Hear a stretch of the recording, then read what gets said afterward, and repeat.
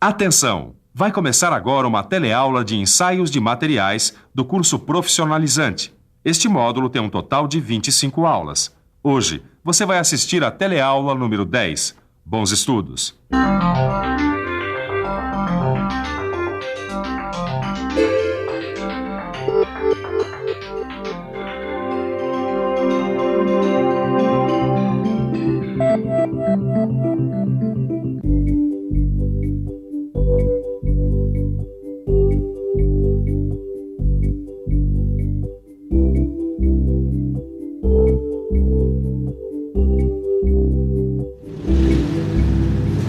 Você já reparou como muitas vezes no nosso dia a dia a gente precisa usar o esforço de torção?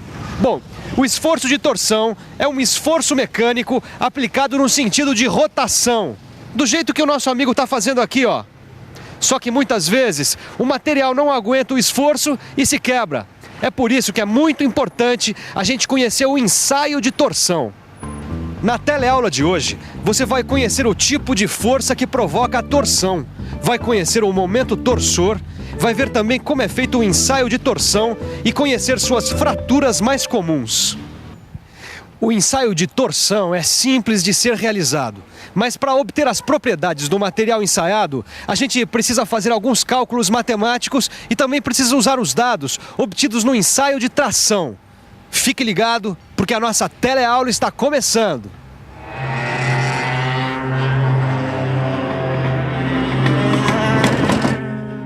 E aí, Edgar? Sumiu o barulho da coroa? Não, Nilson. Ainda tem uma vibração, mas eu acho que não é na coroa não, viu? Eu acho que é no eixo traseiro. Opa, então a gente vai ter que dar uma olhada nele, né? Vamos ter que revisar. Escuta, você sabe que tipo de ensaio é feito no eixo? Sei sim, é um ensaio de torção. Mas eu acho que antes a gente vai ter que saber o que é rotação e torção, viu? Para entender melhor a torção, imagine um corpo cilíndrico preso por uma de suas extremidades. Se ele passa a sofrer uma ação de uma força no sentido de rotação aplicado na extremidade solta do corpo, ele vai girar no sentido da força.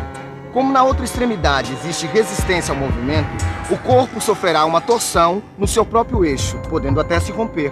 Poxa, Edgar, se no nosso kart o eixo tem que ser resistente, imagina então o eixo de um veículo pesado, sei lá, um caminhão, por exemplo. No eixo de transmissão de um caminhão é muito importante o esforço de torção. Veja que uma ponta do eixo está ligada à roda através do diferencial traseiro.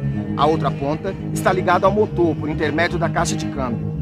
O motor transmite uma força de rotação de uma extremidade à outra. As rodas oferecem resistência ao movimento, mas a força do motor é maior que a força de resistência da roda. Por isso, o eixo tende a girar e a movimentar a roda. Olha aqui, Caio. Esse esforço de torção provoca uma deformação no eixo, entendeu? Ah, já entendi. Já vi que a gente vai ter que ficar por dentro do que acontece no momento da deformação.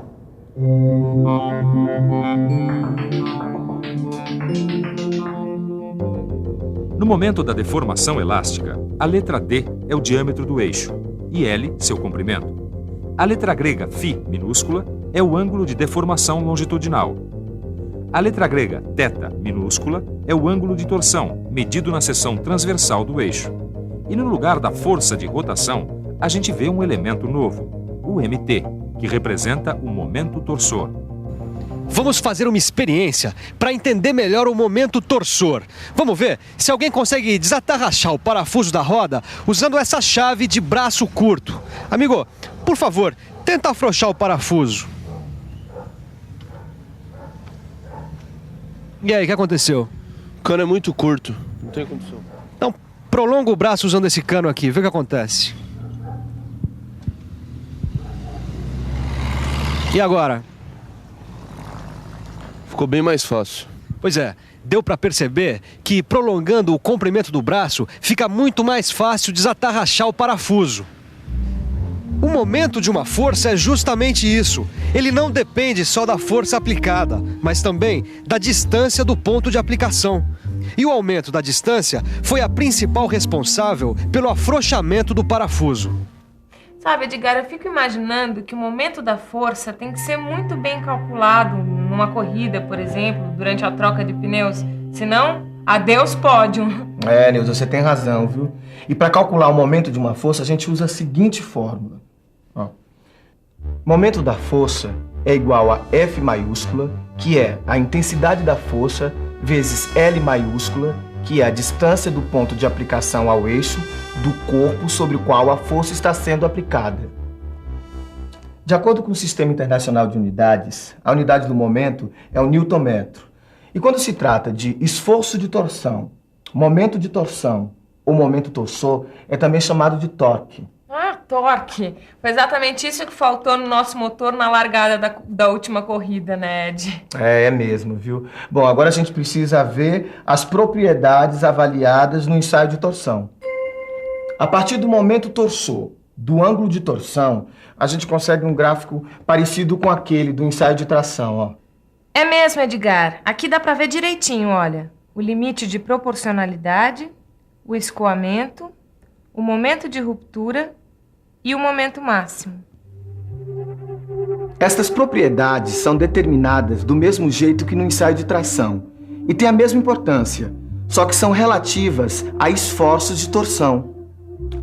Quer dizer, na especificação dos materiais que serão submetidos aos esforços de torção, é necessário levar em conta que o máximo torque aplicado ao eixo tem que ser inferior ao momento torsor no limite de proporcionalidade.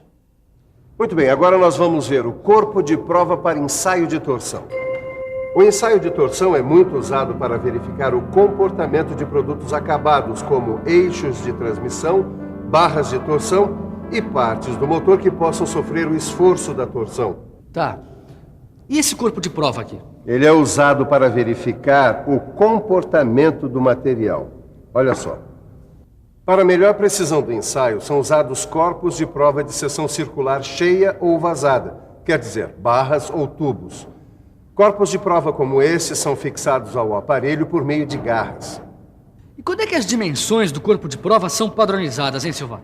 Quando esse ensaio é escolhido como critério de qualidade do material. Em situações especiais, como a verificação dos efeitos de vários tipos de tratamentos térmicos em aços, principalmente naqueles em que a superfície da peça ou do corpo é a mais atingida. Bom, acho que a gente já viu como é que deve ser um corpo de prova para esse ensaio, né? Não, senhor. Ainda falta conhecer algumas características desses corpos de prova. Pense um pouco.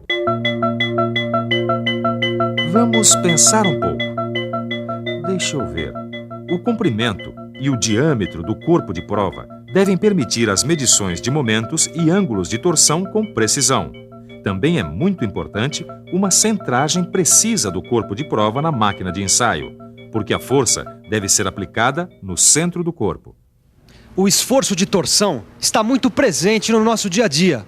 Aqui nessa lanchonete, por exemplo, ele pode ser observado quando o pessoal faz um suco de laranja, ou um milkshake de chocolate, ou até quando faz a limpeza no material de cozinha. É claro que na metalmecânica, o esforço de torção é um pouco mais complexo do que aqui na lanchonete. Por isso mesmo, é necessário fazer um ensaio de torção. E para fazer um ensaio, é necessário um equipamento específico, a máquina de torção.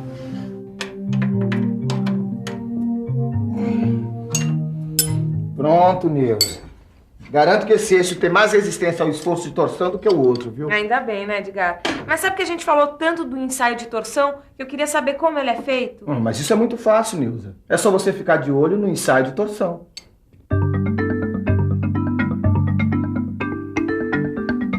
A máquina de torção possui duas cabeças, onde o corpo de prova é fixado. Uma dessas cabeças é giratória e aplica ao corpo de prova o momento de torção. A outra cabeça está ligada a um pêndulo que indica, através de uma escala, o valor do momento aplicado ao corpo de prova. Muito bem, tá vendo? Ah, tá aí, Silva. Gostei desse ensaio. Então agora, Caio, eu vou te apresentar algumas fraturas típicas do ensaio de torção. Eu achei que o corpo de prova quebrasse sempre do mesmo jeito. Não. O aspecto da fratura depende do material do corpo de prova. Se o material for dúctil, a fratura deverá ser de um tipo. E se o material for frágil, então a fratura será de outro tipo. Tá.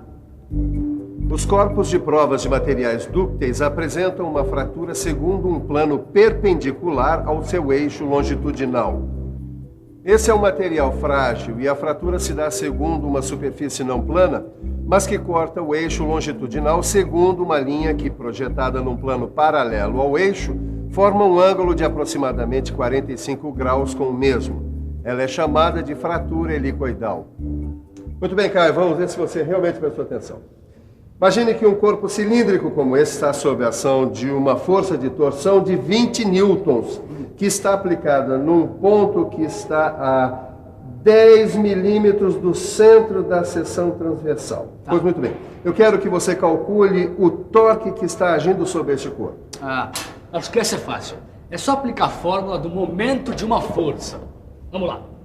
Momento de uma força é igual a intensidade da força vezes a distância. Substituindo, temos 20 newtons vezes 10 milímetros, o que dá 200 newtons milímetros. Essa foi moleza. E vai ficar mais moleza ainda se você prestar atenção na revisão que está começando agora. Atenção, se liga aí que é hora da revisão. Na teleaula de hoje você conheceu a rotação e a torção. Conheceu também o momento torsor. Viu quais são as propriedades avaliadas no ensaio de torção. E conheceu o corpo de prova para ensaio de torção. Viu como é feito o ensaio de torção e, finalmente, conheceu algumas fraturas típicas provocadas por este ensaio. O Edgar está treinando largadas para não pisar na bola como na última corrida. Aliás, treinar é a melhor maneira que a gente tem para aprender. Aproveite, dê uma olhada no seu livro, resolva os exercícios. É o melhor treinamento para o seu conhecimento. Tchau!